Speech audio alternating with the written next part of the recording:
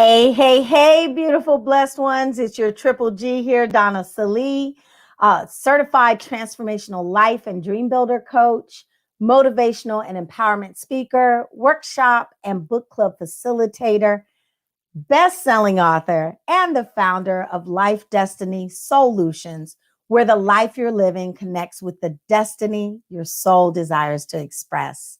I want to welcome you here. I'm so thrilled that you are here for this week's episode of Women, Wisdom, and Wine, which is a live segment where women gather together to talk about their experiences with life, healing, growth, and transformation. Because I truly, truly believe that if you are alive, you have wisdom to share that can help someone else. So I want you to just sit back and enjoy. I hope you grabbed your beverage. So, if you're new to the segment, I want to welcome you. And I want to ask you to stick around to the end of the segment where I will tell you how you can find out more about me, about Life Destiny Solutions, and how you can download my free guide. And if you're one of my regulars or a returning guest, thank you so much for your love and support. I truly, truly, truly appreciate you. So for my veteran viewers, you know what I like to ask you before we get started is, what are you sipping on tonight? Tell me what you're sipping on, because after all, it is women, wisdom, and wine.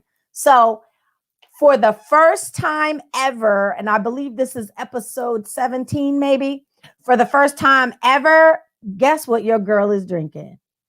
Agua. I'm drinking water tonight. Don't ask. I just wanted some water. So there we go. So y'all go ahead and type in the chat what you're sipping on tonight while you're watching the episode. And we are going to get started.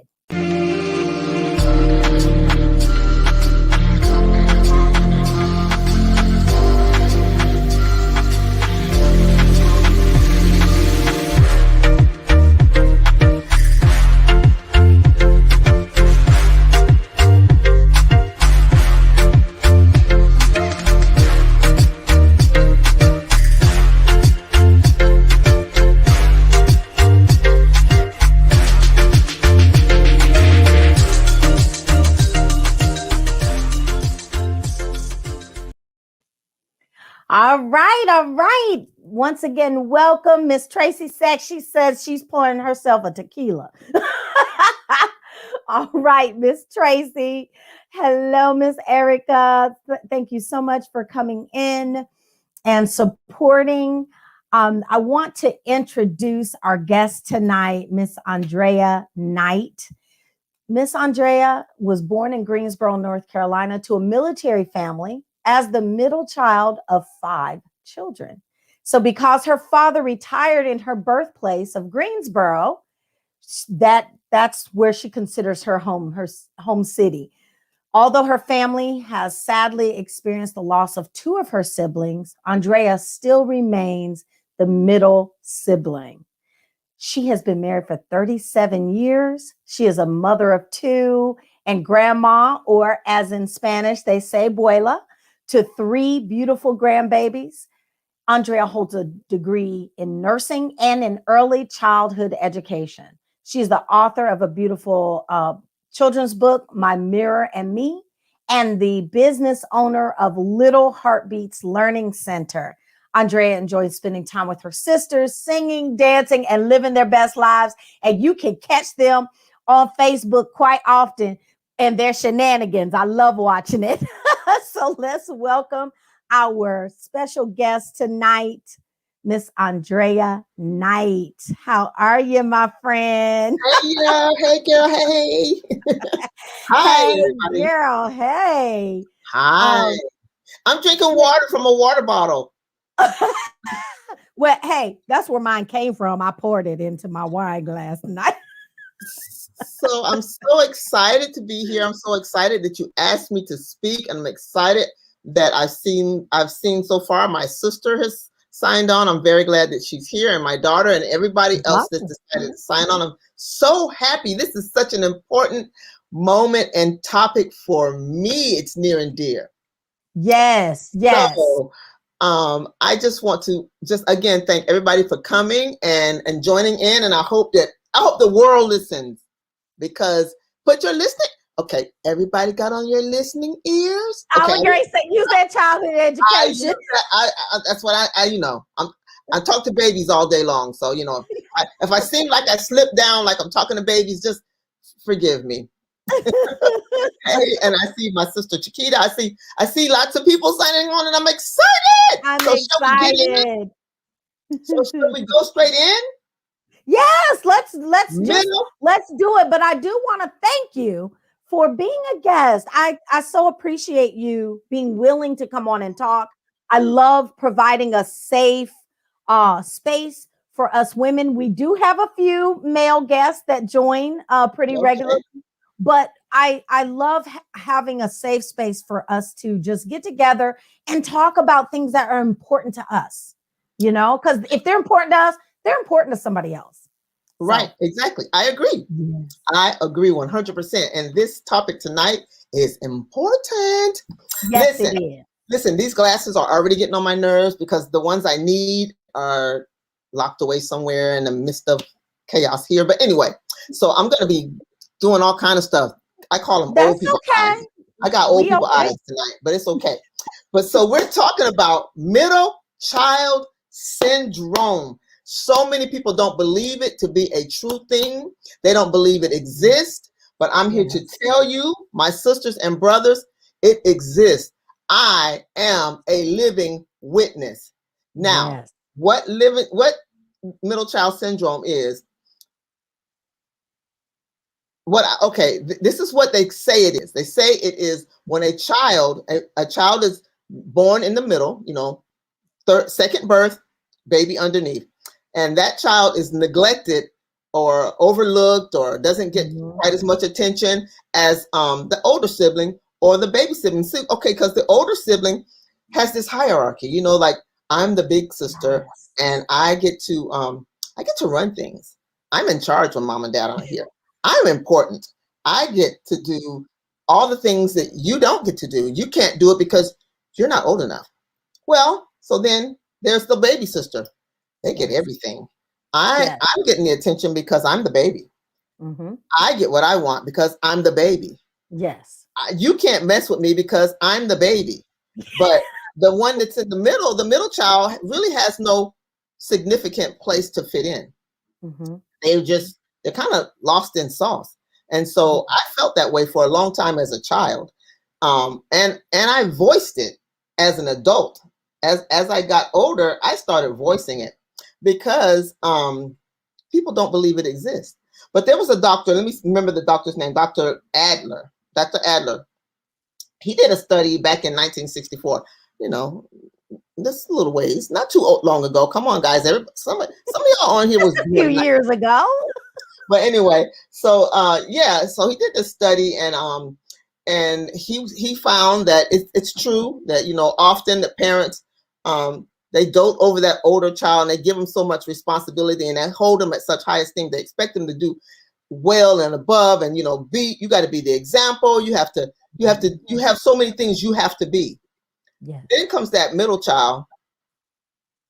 In my case, I was the middle child of five because I had two older and two younger. So I was always the middle child. And so that's another thing that I need to say before I go any further, that middle child is any children or child between the oldest and the youngest. So the middle yes, child doesn't have to be smack dab in the middle. It could right. be just one of the children within the family. So having However, five children, you really had three middle children, but you were the middle. I was the middle. But even Yeah. after, but even in that, I will go ahead and say, even in that, I still felt like everybody had their place. I didn't. That's the way I Okay. felt. And so my Okay. older sister, so let me talk about me for a minute. Let me just use Okay. myself as an example. My oldest sister was the oldest. She had all the parental rights. I say parental rights because my parents made it very aware that if they're not around, she is in charge. So Yes. she had all the parental rights. Then I had a brother that was right under her. Well, not right under her, like 3 years under her. Well, guess what? He was the only boy. So there was his shine. There was his light to shine. I'm the only boy, that's the boy. Then Yeah. here I came. Right up under me was my sister Sheila. She's gone now.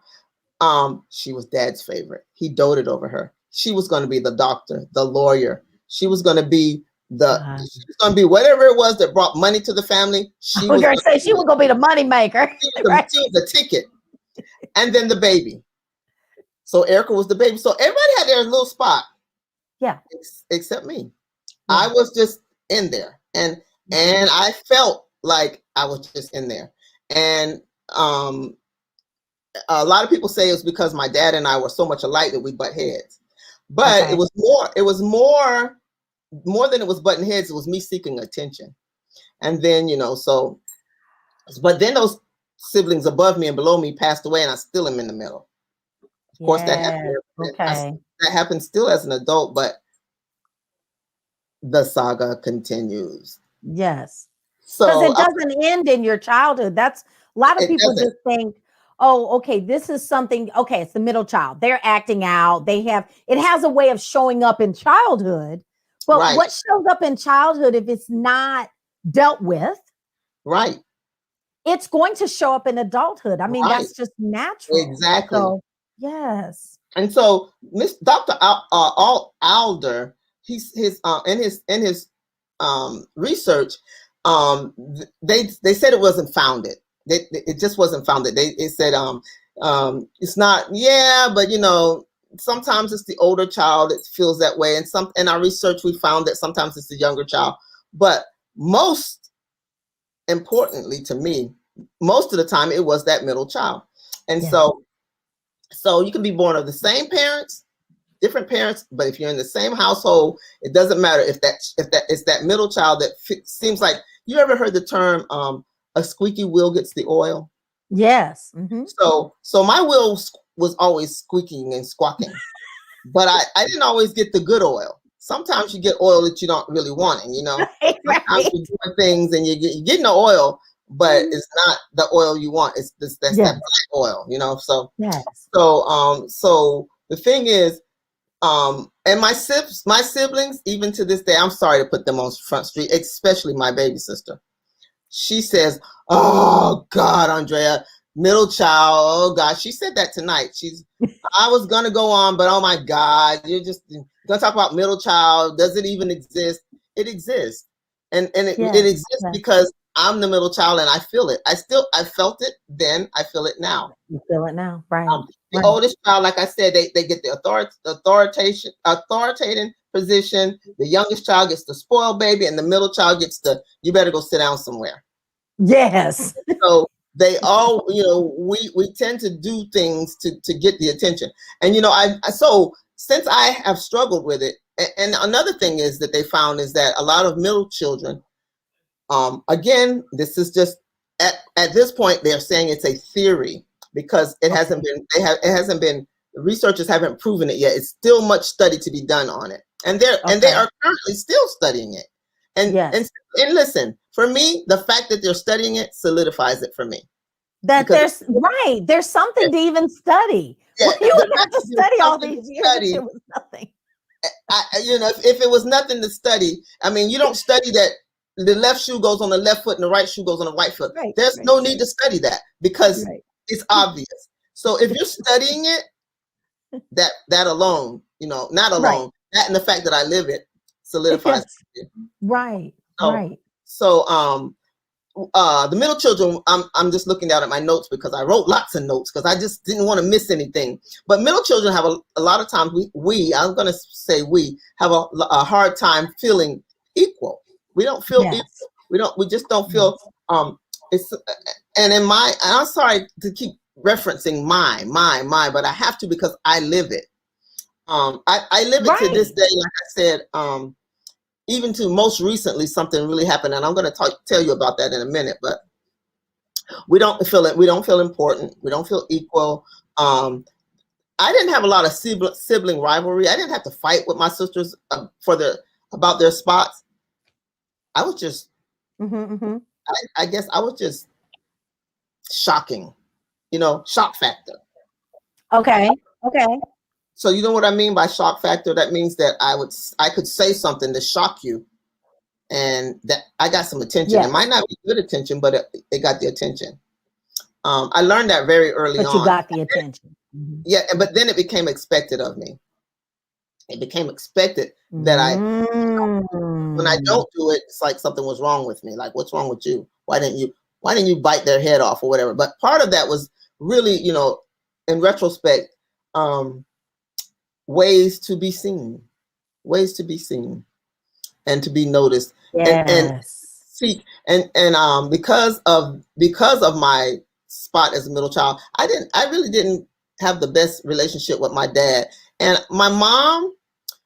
she was my mom was an attentive mom to the best of her ability. She was an only child, so she did the best she could. She was a very good mom.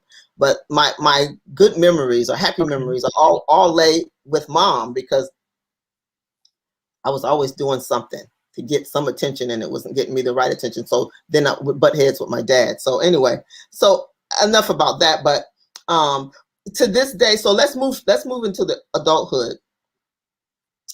Well, no, let's not do that just yet.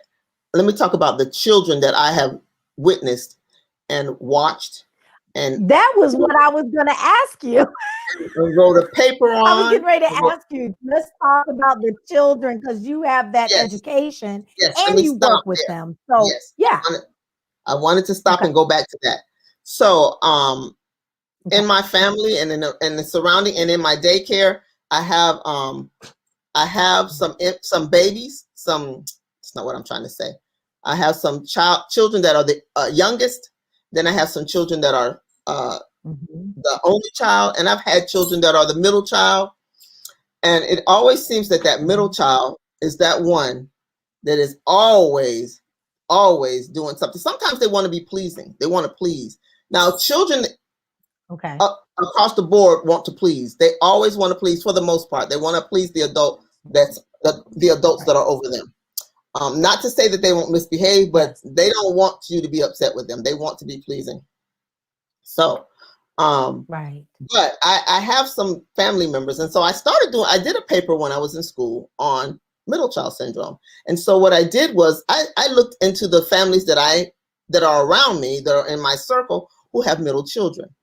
And Mhm. Okay. it is without a doubt, it is unequivocally the same everywhere across the board. Every single one of those middle children respond according to what middle child syndrome says it is. So even my Okay. grandchildren, I have 3 grandchildren, and the boy is the oldest, and then there's a girl in the middle, and then there's a baby girl. The middle girl is Okay. very strong-willed, very Okay. very. I'm gonna do this even if I'm gonna get in trouble. I'm gonna say this even Okay. if I Okay. get in trouble. She is very Yes. strong-willed. I'll stare you. You stare at me. I'm gonna stare back at you. You're gonna back down before I do. She is Mhm. asserting herself, and you're gonna notice me. Nobody's gonna forget that I'm here. That's how she is. Yes. Period. And Yes. no matter how much we talk to her about some of her behaviors, she still does it. It's almost as though she's saying, "I don't care. This is what I'm doing." So in her, I've noticed it very much so. And so I try so hard not to single her out, or to single her out for her behaviors, number one, or to leave her out, Yeah. because leaving them out is what Because you causes the. know what that's like. I do. So then there's my niece, who has 3 little girls. The middle one is just as Okay. headstrong, and she's the same way. And her mom says, "Oh my God, this girl right here is about to drive me crazy. I don't know what I'm gonna do." Well, you need to spend some extra time with her. Let her have some one-on-one things like of that nature. You know what I'm saying? Hopefully, you guys can't hear that motorcycle pulling Right. in. Can y'all hear that? Y'all don't hear that motorcycle pulling into y'all. Mm-mm. Good. You can't hear it. Thank you. Okay, good. I Um, don't, but I was going to say, I know I'm having Wi-Fi issues. I can see my Wi-Fi going in and out. So just Oh, know that I can hear you well, even okay. if there's a delay. So okay, Okay. go ahead. And so then I have another niece who has she had two boys and a girl, a little girl, and the boy was in the middle. And bless his heart,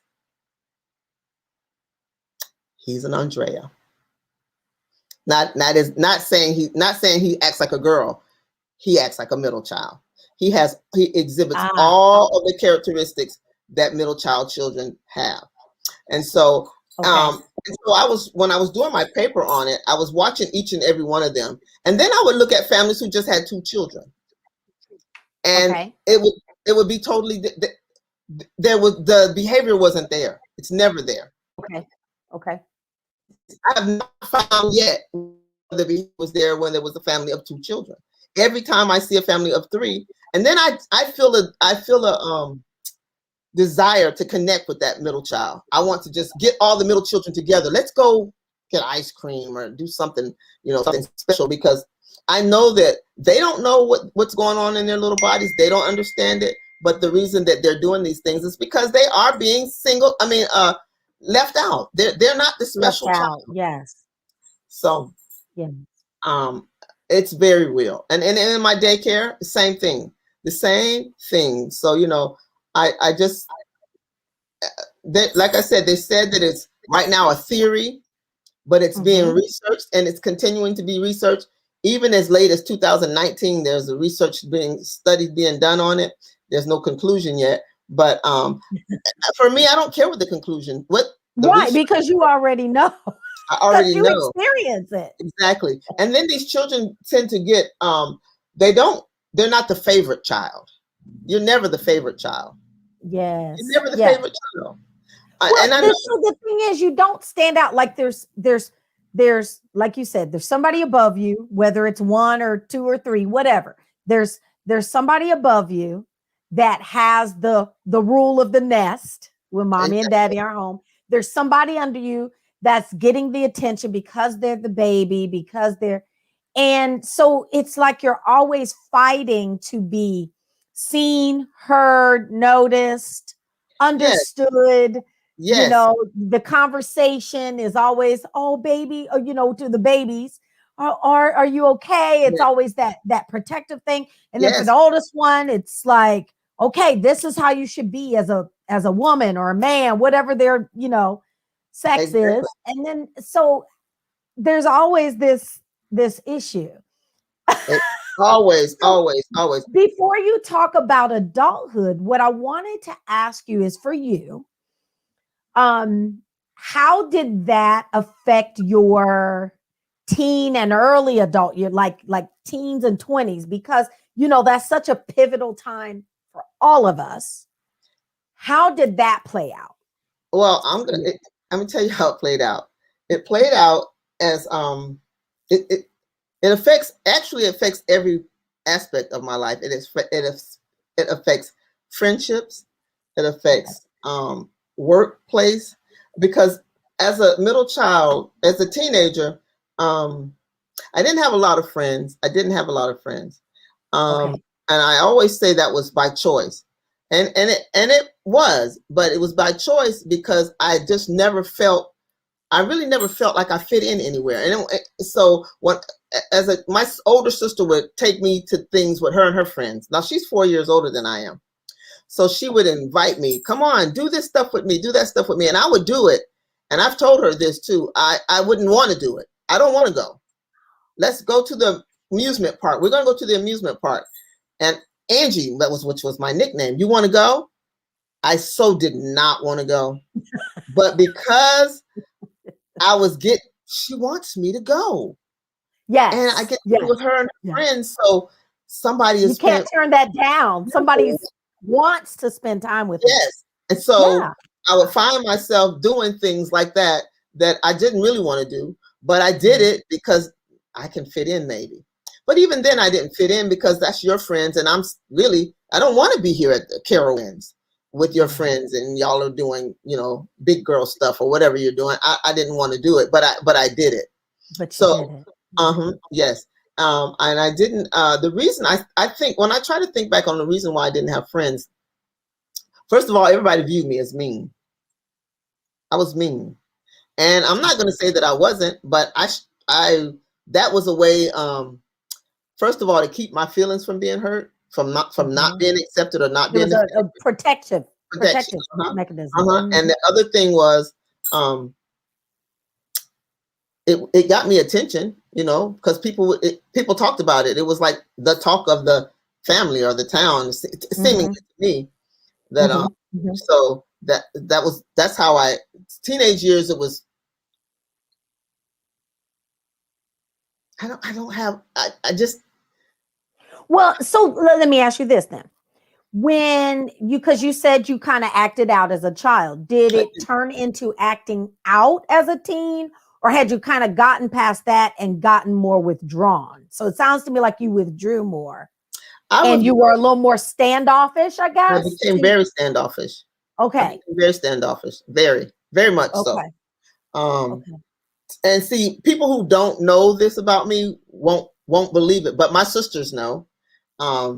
My sisters and my very, very near and dear friend Melinda, she knows. She's experienced my standoffish, when I would go to visit her and stuff. But my sisters know it.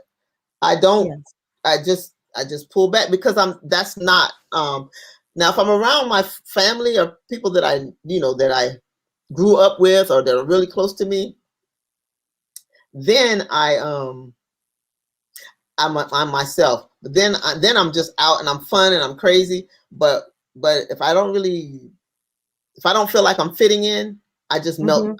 I fade into the wall or into the furniture, and I don't really have nothing to say. And that's just who I. Yeah. So I did. I just faded. I just withdrew. Okay. And so I'm assuming then that you kind of carried that further into your adulthood. And then what I want to ask you, because this is kind of a two-part question. So I'm assuming you kind of carried that on, but how did that affect? You've been married for 37 years. How has it affected that relationship, or has it? Maybe it hasn't. I'm just curious if you were a little more standoffish and a little more closed, because I am happy that you're talking about this, because so many people would not admit those things about themselves. And so you know what I'm saying? So I'm glad that you're talking about it. So let's put it out there. How did it affect relationship with your husband, maybe when y'all were dating or whatever? And then how has it carried over, and what issues or what parts of that are still affecting you now? It didn't really affect us in the beginning, because when you're in the beginning of a relationship, you're fake. Yes. So you're putting your best foot forward. It's just like a job interview. Yeah, you do. You put your best foot forward. I'm gold. You're over the top. That's right. Yes, that's right. But over the years, you know what? Honestly, for him, my husband is a very mild-mannered, easygoing guy until you punch him in the face or something, which basically until you back him into a wall. That's what I'm saying. Right. In the face, but he knows that how I feel. He's known from the beginning, and I've always told him, because, like I said, my dad's relationship, and so I told him from the beginning. But he's always been right there in my corner. He sees what I'm talking about. He has seen what I'm talking about, and he has experienced it with me. So he knows. So he's always been a really soft place for me to fall when I don't feel like I'm being seen or heard. So it didn't really affect my marriage because he understood. He just totally. Now, is he a middle child or an only child? He is not. He is the baby. So, but he just understood. So he made it very easy for me to use him as a soft place to fall. Actually, he's helped me a lot to get through a lot of the things that I would want to. So as a middle child, sometimes we're aggressive. Sometimes we can be aggressive, and that's one of the characteristics of a middle child. We can be aggressive, And so Yes. he has a lot of times talked me down from being, I'm like, well, she did this and she got that and none of, and I'm ready to just, show that nobody paid me any attention. It wasn't right. And he has said that, like, well, come on, wait a minute, stop, let's think about this or whatever. So Yes. he has really backed me off from a lot of explosions, because everybody doesn't respond in the exact same way, but almost all my children who have the syndrome can be quite aggressive. Yes. Well, you're always fighting for attention. Right. Yes. You're always fighting for attention. You're always, and the thing about it is, as you're talking, like I was a baby. I was the youngest by far, 10 and 14 years older than me, my sisters. Wow. And my mother would tell my sisters, if we had gotten, because I was adopted, but if we had gotten Donna first, y'all wouldn't be here. No. Wow. So, but I was like the only child at home, and everybody was married. By the time I was 7, everybody was married, everybody had somebody, and then there was me. So the reason I bring that up is because as you're talking about it, it makes me think, like you said, your husband was a baby, that was the baby of the family, that, a lot of us go through wanting to be accepted, wanting to belong, wanting to feel a certain sense of love for different reasons. You know what I'm saying? That's true. So, yeah. But the difference between the difference in that and you wanting that and me is that for me, I felt, this is the way I felt, my perception, that my older siblings were getting it. My younger siblings were getting it. I wasn't. Okay. So it's okay to feel like if you're the baby and you're the only one there and you feel like mommy wasn't paying me attention today or blah, blah, blah, it's just you. But it's different when you feel like everybody else is getting the attention, but you're not. Because you have to be in competition. It's always a competition. And there really was no competition, and there really isn't competition because you don't have the place. You're not going to be the oldest child, so you're not getting that. And you're not going to be the baby, so you're not getting that. Okay. Get over it. That's what you get. Go somewhere and sit down. Sit down. Yeah. So and so that doesn't come easily for me. Right. Let me say, let's see, somebody, Melinda said, Melinda. Yeah, hey Melinda. Can I talk about something that happened recently? Absolutely. So my dad passed away a year ago, almost a year ago. Just Sorry to hear that. Yes. Yeah. Thank you. But so when my dad died, there's always a hierarchy in a family. Your oldest. Yes, absolutely. So my dad has his will set up that, of course, my mom is still living, so everything is in my mom's hands, and then if my mom wasn't living, it goes to my next sister and so forth. Well, there was it's a long story, so I don't have time to tell the whole story, but I will say this. My mom needed my expertise to handle something. I understood it. I have a business sense. I knew what to do, but because I was not the oldest child, she refused to listen to me. She refused. And that hit me like a ton of bricks. It hit me like a ton of bricks. Yes, Erica, we're seeing your comments, honey. I'm sorry. We're going to get to some comments in a minute. So, I'm trying to put them up. I don't let them be seen because I like to kind of censor them. But yes, I am seeing them. I'm seeing some too. I'm seeing them. I don't know how I'm seeing them, but I am. So Erica, I'm seeing them. So, okay, sweetie, we're going to get to some of the comments. Wow, Melinda. Okay. So, anyway, so when my mom, she really needed to listen to me, and I tried so hard to get her to listen to me, but I knew that she wasn't going to, and I knew it's because of my place. You're not going to listen to me. Yes. Even though I knew what I was talking about, but when I tell you that was it took me like way back. It took me like way back to the point where I got so upset, I just left and I went to my baby sister's house in tears.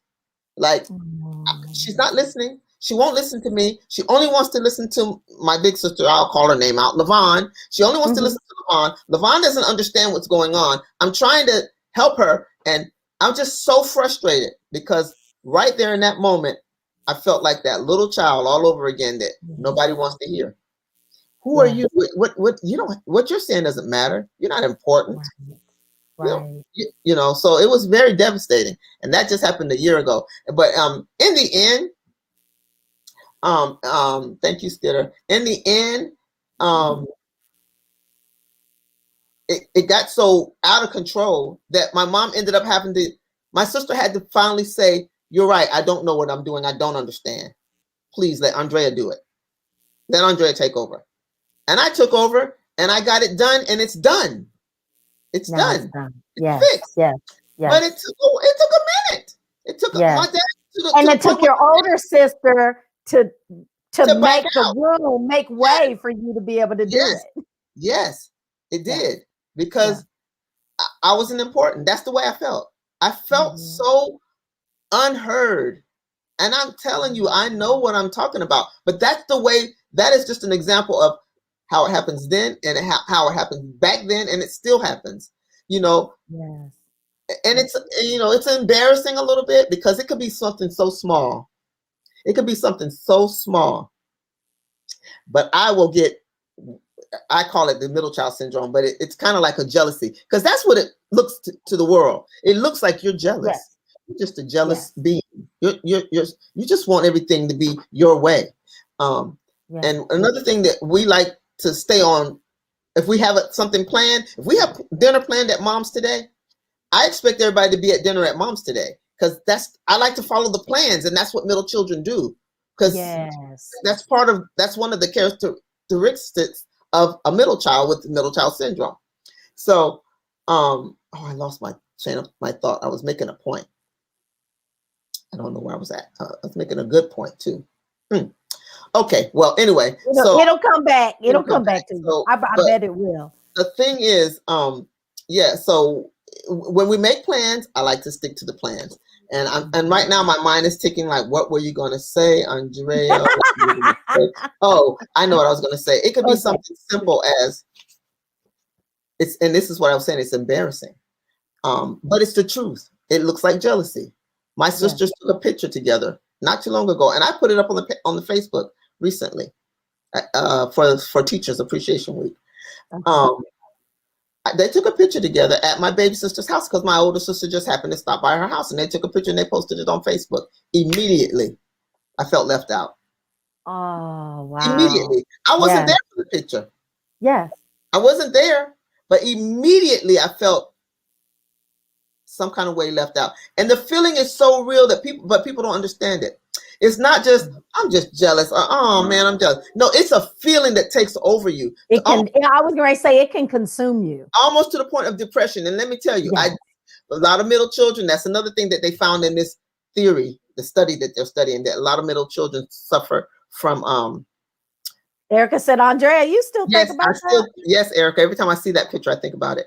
But we suffer, a lot of us suffer with depression, and just watching, just seeing that picture brings me down, and it sets me on path of depression. If I don't pull myself out of it quickly, if I don't find a way to pull myself up, it'll take me right down into depression. So I want to, so Melinda has a question, but I want to ask you this before we get to her question. And that is, what do you do? And I know that we kind of talked about the depression piece, before we were deciding what you were going to talk about. What kinds of things have you found that work for you just to pull yourself out of that? Because, a lot of people who have issues with, acceptance, belonging. I mean, there's so many things that we go through that can take us there to that place of depression. There's only one thing that helps me with depression. I don't take medication. I refuse to. Yes. So at one point in my life, I was going to, but my quote unquote godmother said, don't do it. So anyway, I didn't do it. Her name is Miss Robinson. So, the only thing I can do, because sometimes I feel depression, I can feel it, like it'll hit me, and I don't realize, like when the picture, when I saw it, I didn't I didn't realize by seeing that picture that caused depression. But soon, right, almost like 5 minutes or so after that, I felt depression. I felt it. Yes. So what I have to do is like, what? Wait, what's? I'm going down. You I gotta catch literally will say that, and I'll say that to my husband. I'm going down. I'm going down, and I don't know. And then I have to try to figure out why.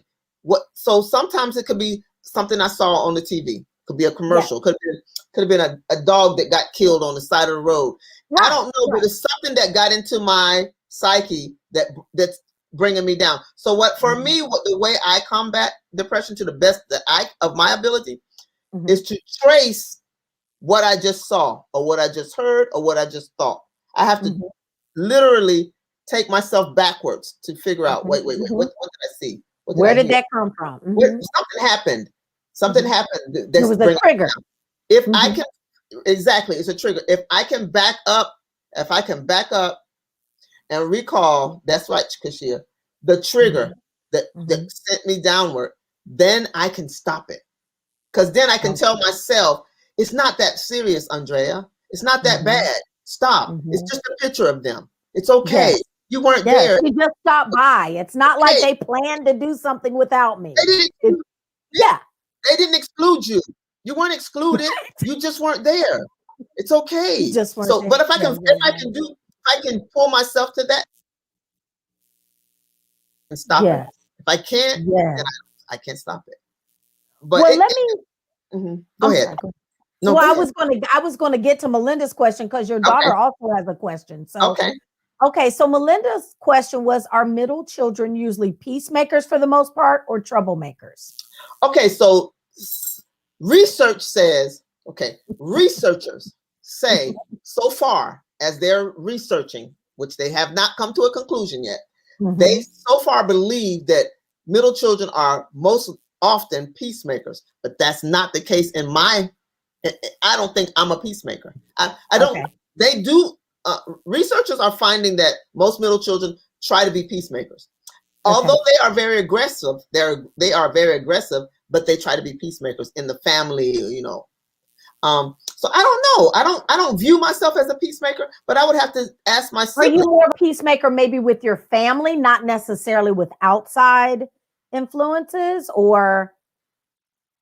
I don't know. I would have, that's something I'm going to ask my sisters, because I don't view myself as a peacemaker. I don't view myself as a troublemaker either. I just kind of view myself as a no nonsense person. But I don't view myself as a peacemaker. But to answer Melinda's question, that's what theorists and researchers are finding. Okay. So let me.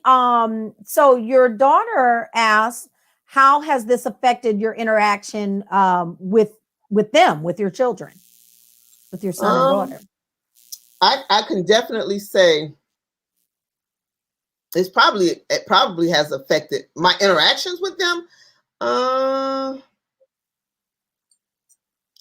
I hate to say it, but my daughter is a daddy's girl. My son I will say was, because he's not anymore. He's grown up. He's got a wife and kids, and he has kicked his mama to the curb. No, he still loves his mama. He still loves me, but he's a husband and a daddy now. Yes. I feel like, because to me, the men in my life, I've always had to fight with. Not physical fight, but it's always right.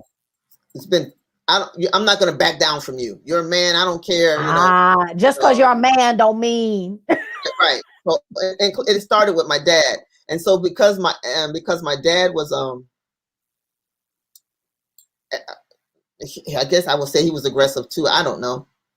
And he was also a middle child, but anyway, so because of that, I think I just kind of like doted on my son. He was the baby, and I kind of like wanted to have this magnificent relationship with him because he's a boy. And I always told him, have boys. I had told my daughter, when you have kids, have boys. Because I needed that. I feel like I need that connection with boys. Your daughter says she's seen growth. She said you've definitely evolved over the years because she's seen growth. Right. And yes. then this other young lady, Mimi Richmond, is That's my agreeing. niece. Oh, okay, okay. Yes, yes. Hi, Mimi. So yeah, so definitely, I've definitely tried to gravitate towards boys, Mhm. trying to make up for what I guess what I didn't have or what I felt like I didn't have. You know, Yeah, I had a really wonderful, awesome relationship with my dad in my later years, but growing up, I'm not even. Yeah, no. yeah, yeah. He But you didn't. said that they He didn't said see that me. y'all were a lot alike. Yeah, So he didn't see me though. He didn't see me. I don't okay, think he wanted to see me. I was just there. I was this. He didn't see me, so I was yeah. being seen. Yes, you were gonna make sure you were seen. Right. Yeah, yeah. I'm gonna tell you something. I'm appreciating all this honesty and openness because it's not easy to, I mean, I've had some shows where people get on and they really do open up. And so I love these kinds of conversations because we can show our own growth. And that's the whole point of this. Right. When I say that that if you're alive, you have experience to share that can help someone else. This helps others to Right. not, because you can get so down on yourself or you feel like you're the only one. I am just in awe all the time how many of us go through our lives feeling like we're the only one that feels that way. And then we express it, and somebody else says, I felt that way. And it might have been for a different reason, but Right. I felt like that. I went through that. I experienced. Well, most people don't. Most people who know me, they don't know this about me because I do put up a hard front. I do. Yeah. Um, I I just that's the way I survived. That's the way I Yes. survived, being able to not be heard or not feel loved or wanted, or I never felt like I absolutely, like, I was told, you're just like your dad, but he so didn't want me to be like him. He wanted my brother to be like him. So you go somewhere and sit down, and before I sit you down, this is Right. the boy. He's going to be like me. Right. So it's like, to me, you're nothing. And then it's just, yeah. Yeah, yeah. Well, the thing is that I think now I could be wrong, but I'm just thinking in the era Thank that you, we grew Sarah. up in, Thank you, and Erica. your daughter, your niece, your sister I have want to and, know what and some of the Melinda have people are all saying. been, Can you tell me, yeah. are they asking questions that I'm missing? Because hopefully not. I want No, everybody's question. they are all really just giving you props and Okay, kudos for the growth that they've seen in you, and that says a lot, and then she said, Melinda said, you do put up a very hard front, but some of us know you for real, and that's what true family and friends are about. right, Those are the people that can love you through all of that hard exterior and love you, beyond that because they know right, what's underneath that. They know that's a shell, Erica. you know? Yeah, yeah. So it's a real thing, though. This is the thing. If nobody doesn't get anything from all these notes that I have here, because I even have on here that, if it could be something as simple as a picture, and I gave you that, or my mom could. I could walk in the house with my sisters, and my mom could hug them, and I don't know, maybe she'd bend down to tie her shoe, and she forgot she didn't hug. It could be something like that. If they get it and I don't, immediately, to this Yeah. day, it's Yeah. embarrassing. It's Yeah. embarrassing. Yeah. But Yeah. immediately, I can cry about it right now. Actually, I feel like Yeah. I'm getting emotional, but I'm not. I'm gonna let it happen. But But you feel it. You know what? So that says to And me it's a the real wound feeling. is It deep. is so real, but people Yeah. don't believe it. They don't accept it, and they're just, but it's so real. If my sisters get something and I don't get it, it could be acknowledgement. It could be a piece of paper. It could be a piece of tissue paper to wipe your butt. But if they got it and I didn't, then it is automatically going to kick in, and I'm going to feel it like a ton of bricks. So let me ask you this. When you feel that, when you feel it, Mm-hmm. because I'm thinking that I'm identifying with you for other reasons. You know what I'm saying? I Okay. understand there are Yes. certain things that I feel like that. And it doesn't necessarily mean it's logical or that other people can get it. But my question to you is when something like that happens and you begin to feel that way, and you don't have time to do all that, well, you know what, you don't have to trace because you already know where it came from. So you don't have to. What do you do in that moment? Do you retreat? Do you leave the situation? I retreat a lot of times. Okay. A lot of times I retreat and I come home and I tell Ernest. I come home and I tell him. I don't often tell my sisters, even though when it happens, I don't always tell them. Sometimes I tell them I see somebody's writing something, but I can't see it. Yeah, that's Mimi said the way Andrea has always made everything fair for all of us growing up those summers, for talking about your daughter and I can understand where that's coming from. That's what she was saying. I always wanted to be fair. I always wanted to be fair. Always. Yes. Because I didn't feel that, I didn't feel it. I don't want any other child to feel the way I felt. So if I can prevent it, then, because it's so real, if I just want everybody that's listening to understand, it is not fake, it is real. And if you have a young child in your home that's a middle child and they're acting out, don't just think that all they need is punishment. Sometimes they just need that extra. They may need a little bit more attention than the other two, because those two already have their spots and they already get it. But that one in the middle, just give them a little bit more, a little extra, because otherwise they grow up and it lives within them in their 50s. Yes, absolutely. Well, I always say that things you don't deal with you. Right. And so that's what happens. And it's a deep wound. That's how real it is. It's so real that even at this age, it's in the center of your being. Like, it's not on the surface. It's deep. Right. And that's why it can so easily just, spark. Yeah. I get that. I definitely get that. Friendships, Donna. It affects friendships. I'm not that girl who's jealous of two friends. I'm not that girl. But if I'm ever in a situation where it's the three friends and two of them are really, really close, and I feel like I'm the third one, I'll get out. I will drop both of you. I don't want to be friends with you, because I don't want to. You're going to cause me to have that downward feeling, and I don't want to have it. But I also don't want to tell you that I'm feeling some kind of way. So guess what? I just rather you not be in my life. I'll just drop you. And I've done that a whole lot of times. My sisters call me enemy makers. They say, my older sister says, you don't make friends, you make enemies. Because if I feel like there's a reason to kick you out, I would just kick you. I'd rather not. So how do you think, because we're coming to the top of our hour, let me ask you this. Okay. How do you think that, or what do you think? Do you think this is something that you're just going to have to live with?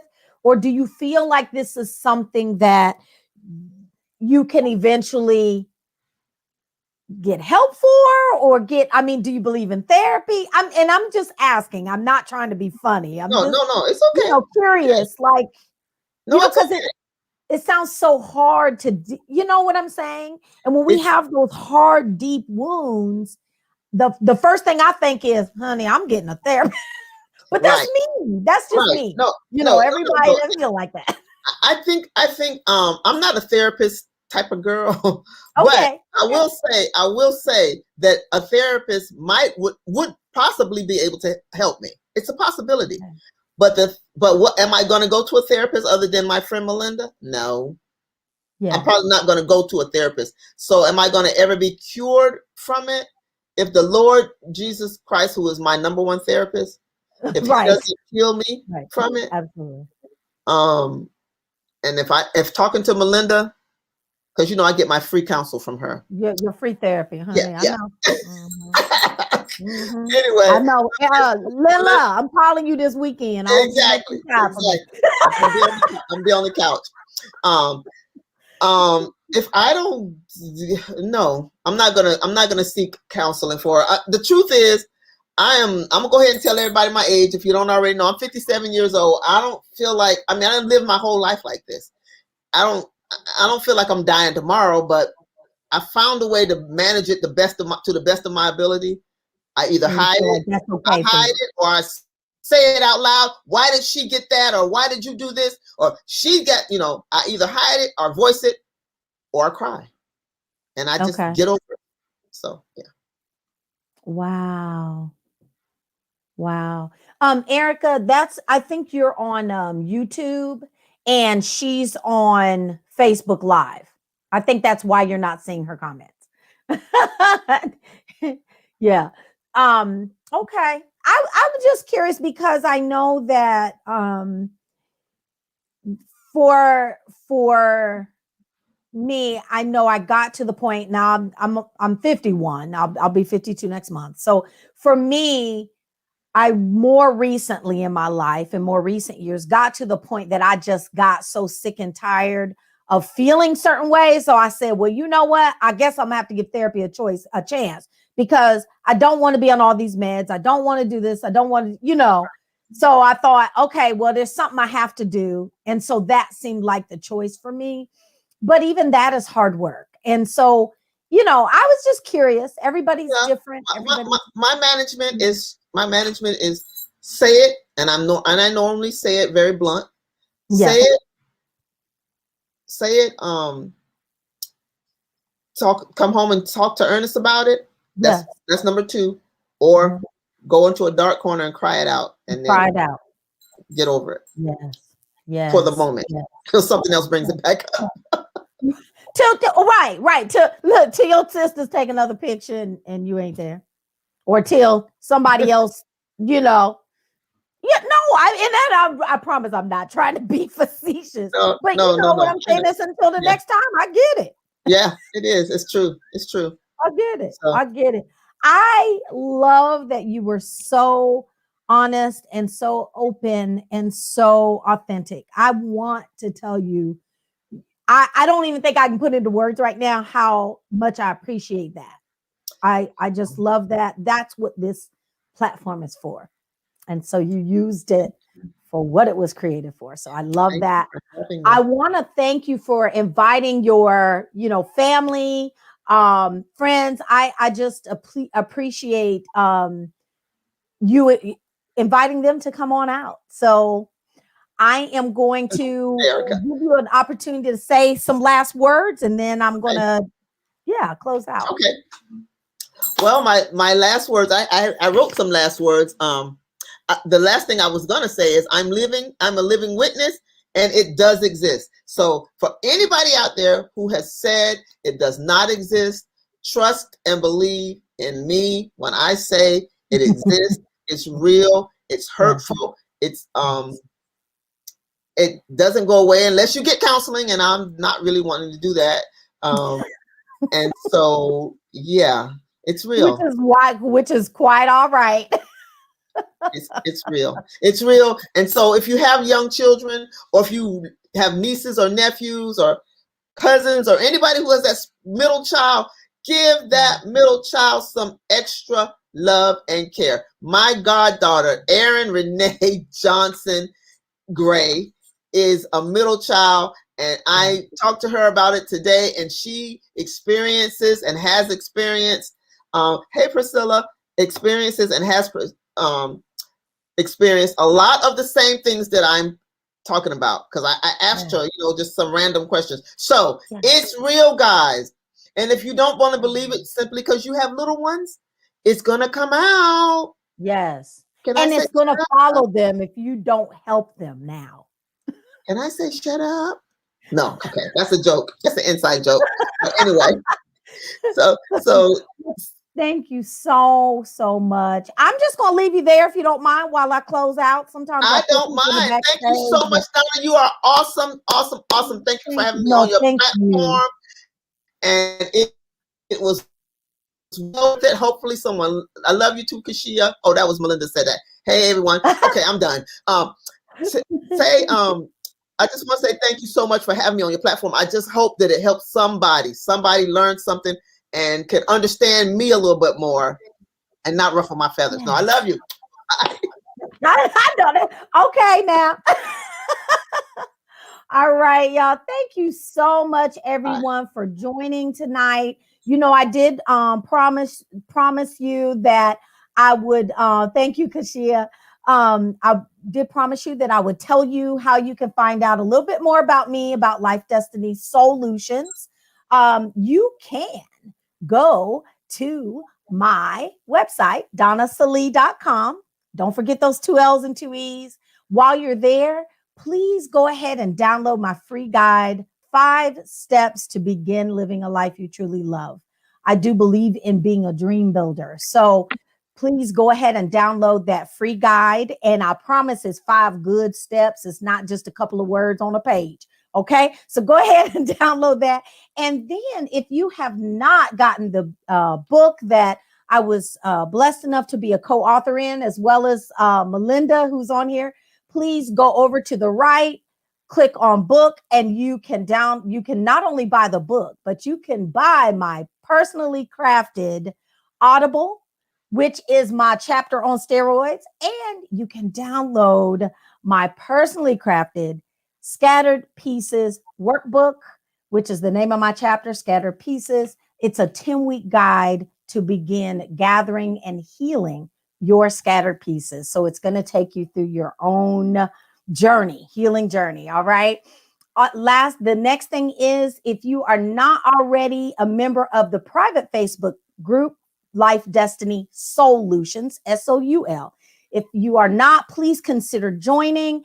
And you can also follow me there on IG. I'm not on IG as much. I'm more of a Facebook girl still, y'all. I think I'm a little old school. So, and the last thing is, I created this platform, as I have already said, because I believe that if you are alive, you have wisdom to share that can help someone else. So I need guests. Please, if you'd love to be a guest on the show, there's my email address. Email me, let me know, and let's have a quick conversation, and we will see about having you on the show. Okay, Donna@donnasalee.com. I appreciate you. I love you all. I want to give another thank you to our special guest tonight. And I will say before we head out, as I always tell you, dare to dream big and be audacious enough to live even bigger. I'll see you next week at 8 o'clock on Thursday. Good night.